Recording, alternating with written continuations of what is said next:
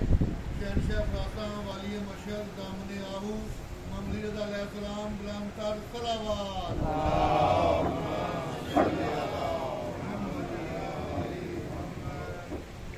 اعوذ باللہ من الشیطان الرجیم بسم اللہ الرحمن الرحیم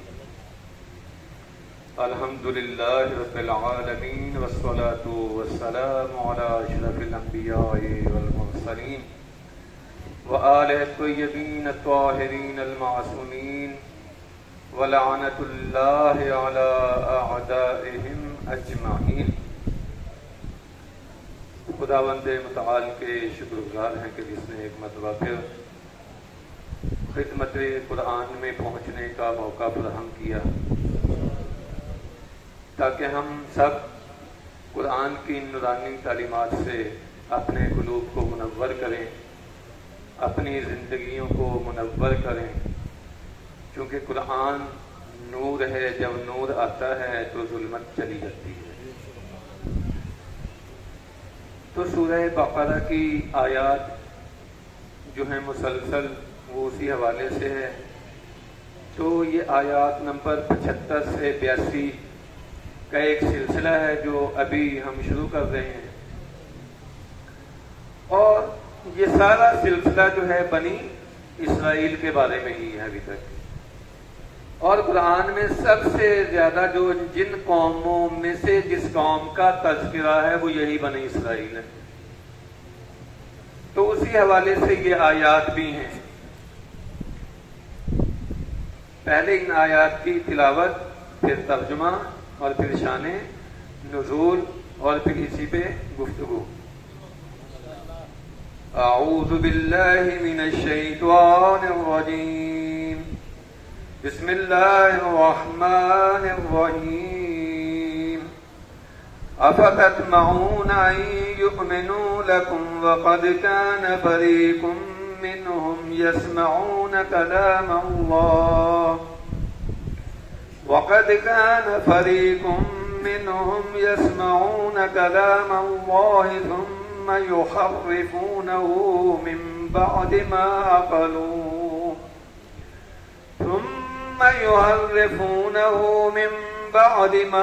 عقلوه وهم يعلمون وَإِذَا لَقُوا الَّذِينَ آمَنُوا قَالُوا آمَنَّا وَإِذَا خَلَا بَعْضُهُمْ إِلَى بَعْضٍ قَالُوا أَتُحَدِّثُونَهُم بِمَا فَتَحَ اللَّهُ عَلَيْكُمْ لِيُحَاجُّوكُم بِهِ عِندَ رَبِّكُمْ أَفَلَا تَعْقِلُونَ۔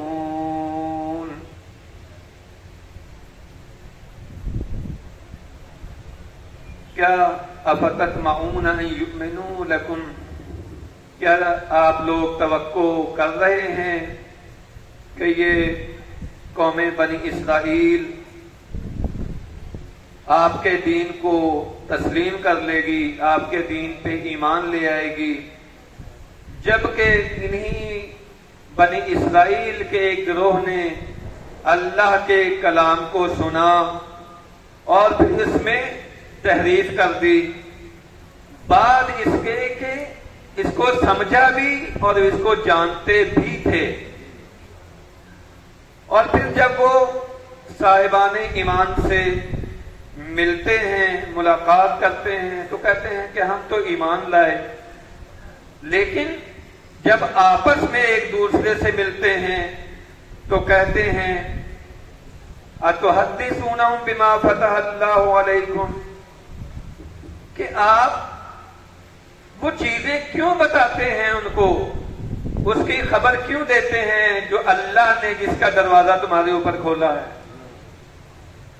لِيُحَاجُّكُمْ بِهِ عِندَ رَبِّكُمْ، تاکہ اس کے ذریعے سے وہ اپنے رب کے پاس اس کو دلیل بنا سکیں۔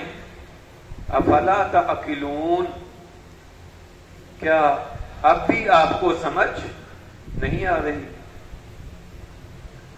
اولا یعلمون ان اللہ یعلم ما یسرون وما یعلنون، آگاہ رہو، کیا خداوند متعال نہیں جانتا؟ کیا یہ لوگ نہیں جانتے کہ خدا جانتا ہے ان کی چھپی باتوں کو بھی، اور جس کو یہ اعلانیہ کرتے ہیں خدا ان کو بھی جانتا ہے؟ اب ان آیات کے ضمن میں جو ایک روایت ہے، پہلے شان نزول ہم اس روایت کا وہ پڑھتے ہیں، اور پھر اس کے بعد جو ہے وہ روایت حضرت امام محمد باقر علیہ الصلوۃ والسلام سے۔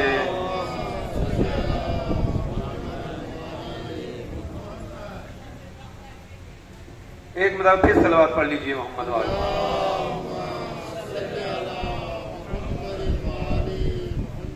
امام علیہ السلام فرماتے ہیں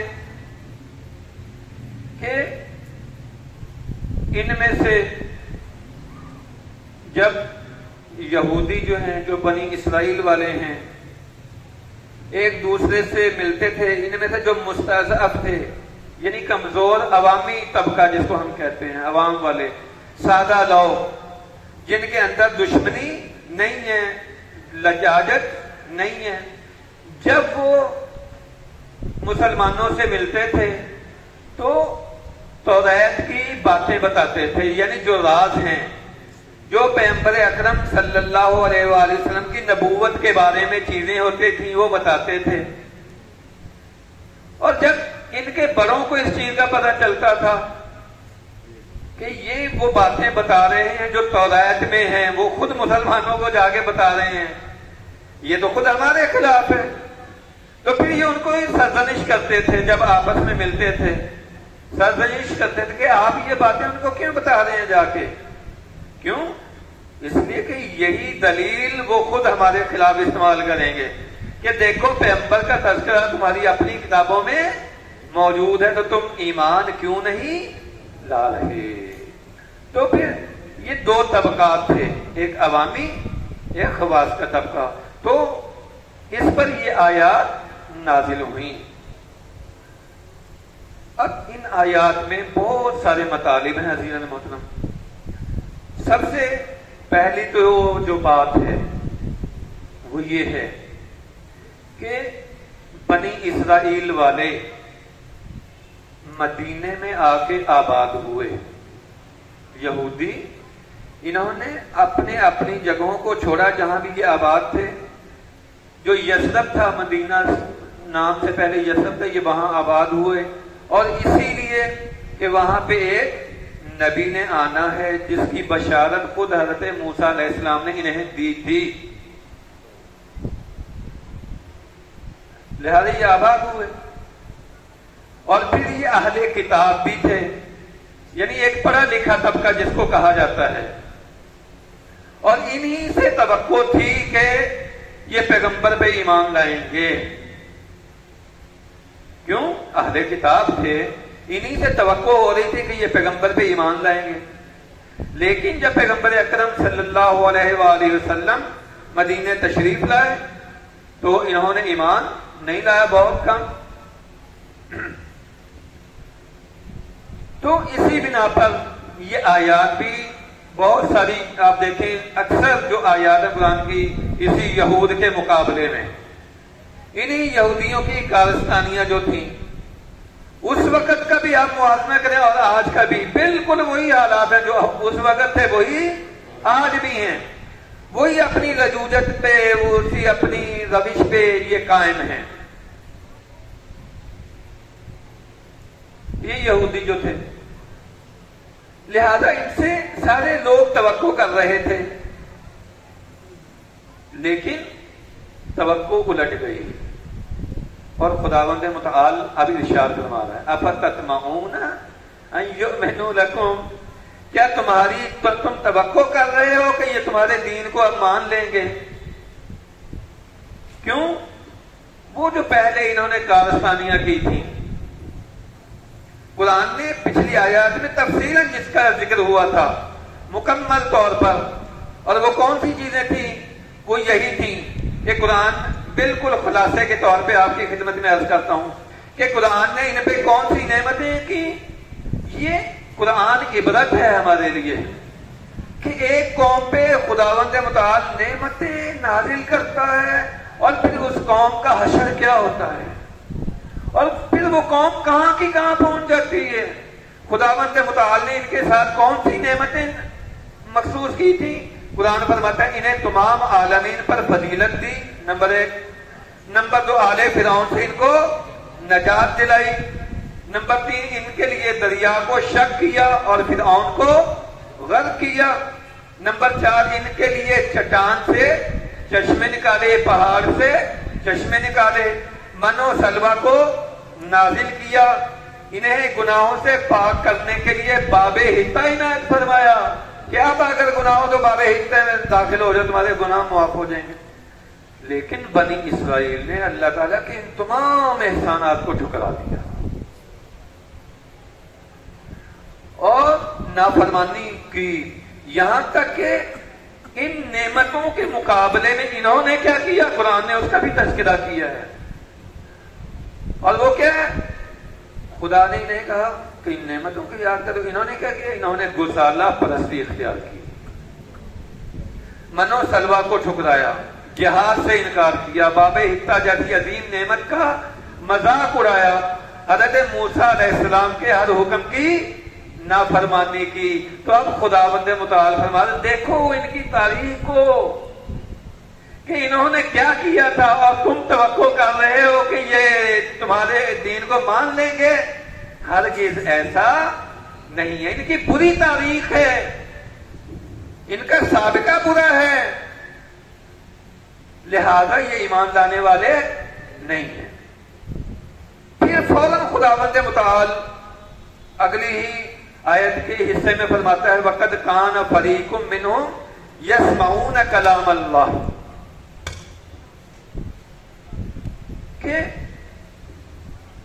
اب ایک اہم مطلب ہے ان آیات میں کہ جبکہ ان میں سے ایک گروہ ہے جو کلام الہی کو مسلسل سن رہا ہے، فعل مضارع کا صیغہ ہے، یسمعون، یہ کوئی فعل ماضی کا صیغہ نہیں ہے، اور فعل مضارع استمرار پہ دلالت کرتا ہے، یعنی مسلسل، یہ نہیں ہے کہ ایک دفعہ کلام الہی کو سنا، نہ، بار بار ان کے سامنے توریت کی تلاوت کی گئی، بار بار یہ توریت کی تلاوت کرتے ہیں، بار بار پڑھتے ہیں، کلام الہی کو سنتے ہیں، حضرت موسیٰ علیہ السلام ان کے سامنے بار بار وہ کرتے ہیں، لیکن یہ کیا کرتے ہیں؟ ثم یحرفونہ من بعد ما عقلوہ وہم یعلمون۔ آیا یہ جہالت کی بنیاد پہ کچھ کام کرتے تھے؟ پھر یہ سارا کچھ کلام ان کے سامنے تھا، تورات سامنے تھی، ہر چیز سامنے تھی، لیکن پھر اس میں تحریف کر جاتے تھے۔ تحریف کا مطلب کیا ہے؟ تحریف کا مطلب ہوتا ہے بدل دینا، جو چیز جو مطلب ہے اس کو اور تحریف دو قسم کی ہوتی ہے، ایک تحریف لفظی اور ایک تحریف معنوی۔ تحریف لفظی یعنی الفاظ کو بدل دینا، مطلب تورات میں جو الفاظ تھے انہوں نے وہ الفاظ نکال کے اس کی جگہ پہ کوئی اور الفاظ لے آئے، اور تحریف معنوی سے مراد کیا ہے؟ الفاظ تو وہی ہیں لیکن اپنے مطلب کا معنی جو ہے وہ الفاظ سے لے لیا، تحریف کر دی کہ نہیں اس سے یہ مراد نہیں ہے بلکہ یہ مراد ہے، تحریف معنوی۔ یہی وہ تحریفیں تھی جس کی بنیاد پہ پروردگار نے بعد میں ایسی کتاب بھیجی جس کی ضمانت خود لی، انا نحن نزلنا الذکر وانا لہ لحافظون۔ پہلے کتابیں ہم نے نازل کی، سارا کچھ ہوا، تحریف کر، لیکن اب جو کتاب ہم دیں گے اس میں تحریف تم نہیں کر سکو گے، اس کی حفاظت خود ہم کریں گے۔ اسی لیے آپ دیکھیں تحریف لفظی نہیں ہے قرآن مجید میں، زیر زبر کا بھی فرق نہیں ہے، الفاظ کا فرق نہیں ہے۔ ہاں زیادہ سے زیادہ جو بعد میں مسلمان آئے پیغمبر کے بعد انہوں نے کیا کام کیا؟ تحریف معنوی کی ہے۔ پیغمبر نے اہل بیت سے کچھ مراد لیا، انہوں نے کچھ اور مراد لے لیا. تو یہ تحریف معنوی. تو انہوں نے بھی تحریف کی، بدل ڈالا مطالب کو،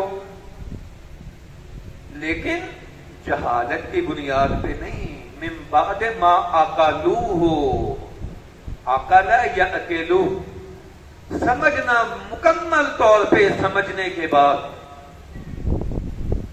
ایسے نہیں کہ ان کو پتہ نہیں تھا کہ یہ کیا ہے، اس میں پتہ تھا کہ کیا ہے، سمجھ رہے تھے کہ توریت کے مطالب کیا ہیں، لیکن اس کے باوجود اس کو بدل جاتا. ایک تو سمجھ رہے تھے وَهُمْ يَعْلَمُونَ، اور جانتے بوجھتے یہ کام کر رہے تھے، جانتے تھے سارے مطالب کو، جانتے بھی تھے سمجھتے بھی تھے، اور پھر جانتے بوجھتے مطالب کو بدل ڈالا. یہ وہ قوم تھی، قوم حضرت موسیٰ علیہ السلام، قوم بنی اسرائیل. اب اس کے بعد پیغمبر اکرم صلی اللہ علیہ وسلم کے بعد ہم دیکھتے ہیں قرآن کا مطالب. قرآن آب زلال کی طرح ہے، شفاف چشمے کی طرح ہے، کہ جب یہ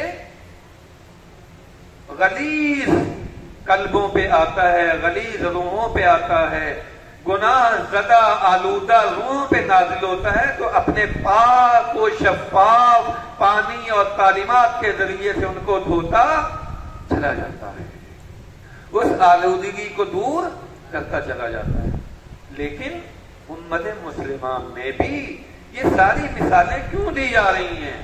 اب غور کیجئے، یہ بار بار بنی اسرائیل کا تذکرہ کیوں کیا جا رہا ہے؟ کیا قرآن صرف قصے کہانیاں سنانا چاہتا ہے؟ توجہ کیجئے گا، کیا قرآن صرف قصے کہانیاں سنانا چاہتا ہے کہ وہ یہ کرتے تھے وہ یہ کرتے تھے؟ نہ، مقام عبرت بتا رہا ہے کہ جیسے انہوں نے کتاب کو تعریف کیا تھا، رسول جو تمہیں عظیم یہ نور عطا کر کے جا رہے ہیں، یہی خطرات اب بھی لاحق ہیں کہ وہ جو معنی ہے، وہ جو چیزیں ہیں، اس میں کیا کر ڈالو؟ تبدیلی کر ڈالو. لہذا ان آیات میں فرمایا افتطمعون، یہ تم توقع کر رہو، اور سوال ہے، سوالیہ انداز ہے.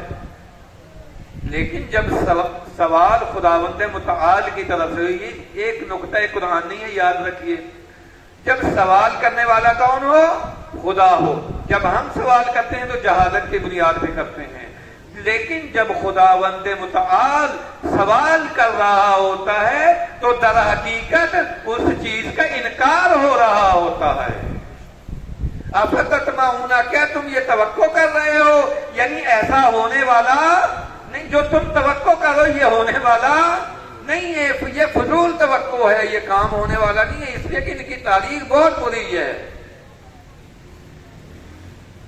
جیسے فرمایا هل يستوي الذين يعلمون والذين، وہاں بھی خداوند متعال سوال کر رہا ہے. تو یہ قرآن کا اسلوب ہے، جب سوال خدا کی طرف سے ہوگا تو وہ انکاریہ ہوگا، استفہامی انکاری، یعنی ایسا کام ہونے والا نہیں ہے. کیا عالم اور جاہل برابر ہو سکتے ہیں؟ نہ. فرمایا یہ اصل میں خدا انکار کر رہا ہے کہ یہ برابر نہیں ہو سکتے. یہاں بھی فرمائیے جو تم توقع کر رہے ہو کہ یہ تمہارے دین کو مان لیں گے، یہ ایسا نہیں ہونے والا. خداوند متعال خبر دے رہا ہے اس کے بارے میں. پھر فرمایا وَإِذَا لَقُوا الَّذِينَ آمَنُوا قَالُوا آمَنَّا، اور پھر جب یہ صاحبان ایمان سے ملتے ہیں تو کہتے ہیں کہ ہم ایمان لائے. اور جب ان میں سے بعض سے ملتے ہیں تو کہتے ہیں کہ تم نے ایسی باتیں کیوں بتائیں، ایسی باتیں کیوں کی جس کو وہ بطور دلیل مسلمان استعمال کر سکیں. لیکن اب یہاں پہ دو جملے شرطیہ استعمال ہوئے ہیں، توجہ کیجئے گا. جیسے سورہ بقرہ کے آغاز میں تھا، وہ یہ آیت ویسی نہیں ہے. یہ آیت کچھ اور مفہوم سمجھا رہی ہے کہ جب یہ صاحبان ایمان سے ملتے ہیں تو کہتے ہیں ہم ایمان لائے. وہاں کیا تھا؟ وہاں پہلا مطلب تو یہی تھا، لیکن دوسرا مطلب کیا تھا کہ جب آپس میں ملتے تھے تو کہتے تھے کہ ہم تو ان کا مذاق اڑا رہے ہیں. لیکن یہاں پہ وہ مطلب نہیں ہے، یہاں پہ کوئی اور مطلب ہے. وہ مطلب کیا ہے کہ جب یہ آپس میں ایک دوسرے سے ملتے تھے تو اس چیز کے بارے میں سوال کرتے تھے کہ ہاں بھائی یہ جو تم نے کام کیا ہے کیوں کیا ہے. ان سے پوچھ گچھ کرتے تھے، ہاں تم نے کیوں کام کیا. کیوں؟ مدینے میں یہودی آباد ہوئے تھے، ان کو پتا تھا کہ پیغمبر نے کیا کون کون سی نشانیاں پیغمبر اکرم کی، لہذا وہی جو ان کے بڑوں نے بتائی تھی یہ جا کے مسلمانوں کو بتاتے تھے کہ ہاں وہ پیغمبر کی یہ نشانیاں ہماری کتابوں میں آئی ہیں. تو جب ان کو پتا چلتا تھا بڑوں کو تو یہ میٹنگ کرتے تھے آپس میں، او بھائی یہ کیا کام خراب کر دیا ہے تم نے، کیوں بتا رہے ہو. اب یہاں سے ایک اور مطلب قرآن مجید جس کی طرف ہمیں متوجہ کرنا چاہ رہا ہے.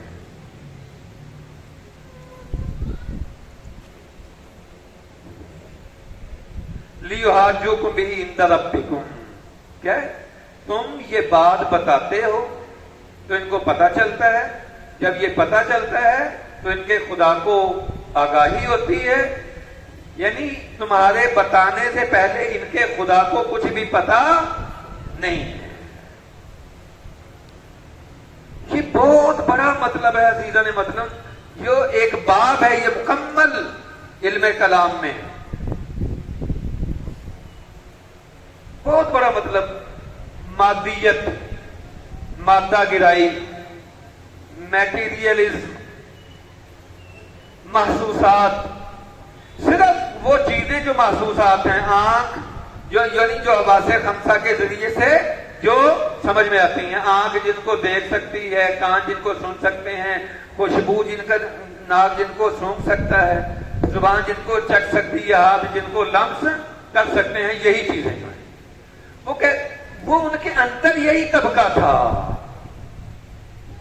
وہ کہتے ہیں کہ ان کے خدا کو اس وقت پتا چلتا ہے جب تم جا کے بتاتے ہو، اگر تم نہ بتاتے تو ان کے خدا کو پتا نہ چلتا. آیت مبارکہ کیا ہے؟ لِيُحَاجُّوكُمْ بِهِ عِندَ رَبِّكُمْ، یعنی رب کے پاس دلیل ابھی بن رہی ہے. ان کے بتانے سے اگر یہ نہ بتاتے تو خدا کو یہ دلیل پتا نہ چلتی کہ توریت میں حضرت موسیٰ علیہ السلام نے جو باتیں بتائی تھی قوم کو تو وہ خدا کو پتا نہیں ہے. یہ کب پتا چلی ہے؟ جب انہوں نے مسلمانوں کو جا کے بتائی ہیں تو پھر خدا کو پتا چلا کہ ہاں ایسا بھی کچھ ہے. یہ مادیت ان کے اندر تھی، یعنی وہ اس چیز پہ ایمان رکھتے تھے، اس گرائی پہ ایمان رکھتے تھے جو ان کا طبقہ تھا کہ بس وہی ہے جس کو ہماری آنکھ دیکھتی ہے، ہمارا کان سن سکتا ہے. یعنی خدا وہ جو ماوراء الطبیعہ چیزیں ہیں خدا ان کو درک نہیں کر سکتا. یہ ایک مکمل باب ہے عزیزان محترم، جیسے میں نے عرض کیا ہے. آج بھی ایسے افراد موجود ہیں جو فقط اسی نظریے کے ہیں، اور یہ نظریہ پیغمبر اکرم صلی اللہ علیہ وآلہ وسلم کے دور میں بھی تھا کہ فقط یہی مادہ ہے، یہی مادہ ہے، مادہ کے علاوہ کچھ بھی نہیں ہے. خدا کو بھی اسی چیز کا پتہ چلتا ہے جب مادی چیزوں کے ذریعے سے، حواس کے ذریعے سے تم جا کے بتاتے ہو. قیامت میں خدا تمہیں کھڑا کرے گا کب؟ جب تم نے یہ بتایا ہے. اگر تم نہ بتاتے تو خدا قیامت میں کبھی بھی تم سے بات پرس نہ کرتا. یہ خبردار کیا جا رہا ہے تمام مسلمانوں کو اس کتاب کے ذریعے سے ان کے نظریے کی طرف بھی اور اس سے پردہ اٹھایا جا رہا ہے کہ یہ نظریہ درست نہیں ہے، یہ نظریہ صحیح نہیں ہے، ایسا نہیں ہے۔ اگلی آیت بتاتی ہے اولا یعلمون ان اللہ یعلم ما یسرون وما یعلنون، وہ سارے راز فاش کر دیے۔ یہ کس پستی میں رہ رہے ہیں، یہ کس جہالت میں رہ رہے ہیں کہ ان کو پتہ ہی نہیں ہے کہ خداوند متعال اس چیز کو بھی جانتا ہے جو یہ چھپاتے ہیں، اس کو بھی جانتا ہے جو یہ ظاہر کرتے ہیں۔ آپ کس نظریے کی بات کر رہے ہیں کہ آپ بتاؤ گے تو خدا کو پتہ چلے گا، اور یہ تمہارے کمزور لوگ جو ہیں صاحبان ایمان جا کے مسلمانوں کو بتائیں گے تو خدا کو پتہ چلے گا؟ نہ، ایسا نہیں ہے۔ حقیقی نظریہ کیا ہے؟ اور یہ تربیتی پوائنٹ ہمارے لیے، ہمارے نوجوانوں کے لیے، کہ خدا ہمارے اسلام میں خلوت اور جلوت کا کوئی فرق نہیں ہے، یاد رکھیں۔ ہماری یہ نقطہ اعلیٰ ہے تربیت انسان سازی کا، تربیت سازی کا۔ اگر ہم اپنی تربیت کرنا چاہتے ہیں تو یہ اعلیٰ ترین ایمان کا درجہ ہمارے اندر ہونا چاہیے کہ یہ نظریہ یہودیوں کے اندر تھا کہ مثلا خلوت میں ہے تو وہاں پہ خدا کو کچھ بھی پتا نہیں چلنا۔ اگر آج ہمارا جوان ہاتھ میں موبائل ہے، کمرے میں ہے، تنہائی میں ہے، تو اس کا ایمان اس قدر ہونا چاہیے کہ اس کو پتا ہو کہ خدا کے لیے کوئی فرق نہیں ہے، چاہے تنہائی ہو چاہے لوگوں کے سامنے ہو۔